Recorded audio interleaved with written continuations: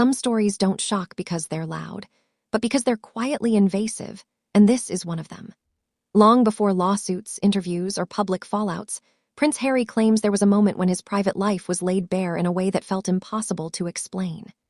Details that, according to him, no outsider should have known somehow appeared in print, and years later, that same moment has resurfaced in court, reopening a debate that goes far beyond tabloids and headlines. This isn't just about an old relationship or celebrity gossip.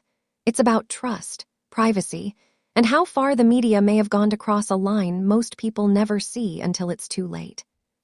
Back in January 2010, an article published by the Mail on Sunday didn't just talk about Prince Harry and his then on-and-off girlfriend Chelsy Davy. It went deep into the kind of personal territory most people assume is off-limits. The piece reportedly included granular details about how the couple spent time together, where Harry preferred to stay overnight, and how their long-distance relationship functioned behind closed doors.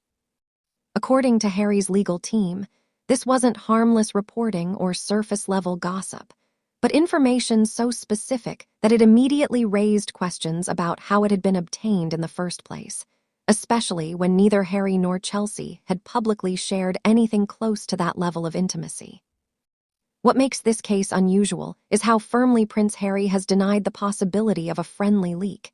He has insisted that neither his own friends nor Chelsy Davy's inner circle could have been responsible, stating that those closest to them would not possibly have betrayed their confidence. This wasn't framed as uncertainty or speculation from his side, but as something he was absolutely sure about. To Harry, the idea that someone within their trusted circle would quietly hand over private relationship details to a newspaper simply didn't add up, and that belief became a key reason he began suspecting that something far more intrusive was at play. When the case reached court, attention turned to where the journalist claimed the information had come from, and that explanation only deepened the mystery. The reporter's notes allegedly pointed to a man named Garth Gibbs as the source of the details, but according to Harry's barrister, this individual was neither connected to the royal family nor part of any elite social circle.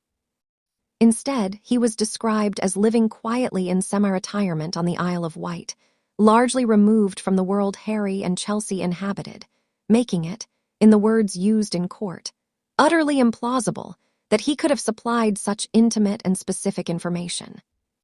Because the suggested source didn't seem to fit, Harry's legal team began pointing toward a different explanation, carefully framed as an allegation rather than a proven fact. They argued that the journalist may have relied on what they described as familiar unlawful information gathering techniques, a phrase that echoed wider accusations aimed at tabloids during that era. While no method was described in detail in court, the implication was clear. These weren't stories passed along casually over coffee, but details potentially obtained through means the public was never meant to see, raising serious concerns about press ethics and boundaries.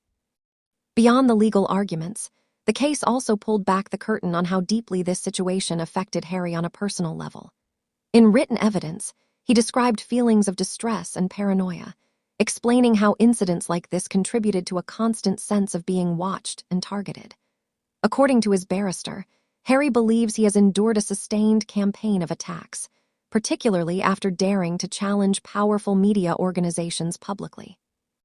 From his perspective, this wasn't a single article that went too far, but part of a pattern that reinforced his long-standing belief that standing up to the press comes with consequences. Associated Newspapers Limited, the publisher behind the Mail on Sunday, has strongly rejected these claims, describing them as exaggerated and unfounded. Their legal team argued that disclosures about celebrities' private lives are not uncommon, and that Harry's social world, like many high-profile circles, was far from airtight. According to their submissions, friends, acquaintances, and even friends of friends often share information with journalists on a confidential basis, motivated by access, attention, or influence, and they maintain that nothing unlawful was required to obtain the details published. The defense also introduced an alternative explanation, claiming the information may have come from someone in South Africa who was said to be close to Chelsy Davy and connected to her social network. Reports claim this individual was not only a friend, but also someone who interacted with her online, suggesting the story could have been pieced together through legitimate conversations and confirmations. This version directly clashes with Harry's assertion that Chelsy's friends would never reveal such details, creating a credibility standoff where both sides insist their account is the more believable one. What complicates matters further is that this case doesn't exist in isolation. Harry, along with several other public figures including entertainers, campaigners, and politicians, is involved in broader legal action alleging unlawful information gathering by the same publisher. While each claim is assessed individually, the overlap has fueled speculation about whether these incidents point to a wider pattern or are simply unrelated disputes bundled together. For Harry, the repetition itself seems to validate his concerns, reinforcing the idea that this wasn't a one-off mistake, but part of a system that operated largely unchecked for years. At the center of the dispute is the question many observers keep coming back to. Why did such intimate domestic details matter in the first place? To Harry's legal team, information about where he slept and how he moved between homes wasn't trivial gossip, but deeply private knowledge that could only come from someone with extraordinary access.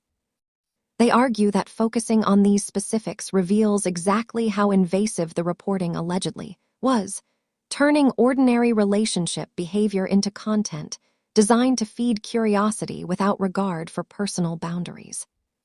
The journalist involved has maintained that the reporting process followed standard practices, including checking information with multiple sources to confirm accuracy. According to the publisher's submissions, this kind of verification is routine and necessary, especially when reporting on high-profile individuals whose lives are closely watched. From their point of view, the existence of detailed notes and corroboration supports the argument that the story was built through legitimate sourcing rather than any hidden or illicit methods, a claim that continues to be fiercely contested. As the arguments unfold, the case has reignited a broader discussion about where the line between public interest and private life should be drawn. Prince Harry's lawyers argue that fame does not erase the right to intimacy, especially when the information serves no meaningful public purpose. On the other hand, media organizations continue to defend their role in reporting on public figures, suggesting that audience interest itself justifies coverage, even when the subject matter becomes deeply personal. Although the article at the heart of the case is more than a decade old, its implications feel strikingly current. In an age where information spreads faster than ever and personal boundaries are increasingly blurred, the outcome of this legal fight could influence how celebrity news is gathered and justified moving forward. For Harry, it represents another attempt to push back against what he sees as an imbalance of power, while for the press, it's a test of how far accountability should reach. In the end, this case leaves more questions than answers. Were these details shared casually by someone within a trusted circle, as the publisher claims, or were they uncovered through methods the public was never meant to know about, as Harry believes? What's clear is that once private moments are turned into headlines, the damage can't be undone. And as the courtroom arguments continue, the story forces everyone watching to ask an uncomfortable question of their own. When curiosity turns into intrusion, who decides where the line is drawn?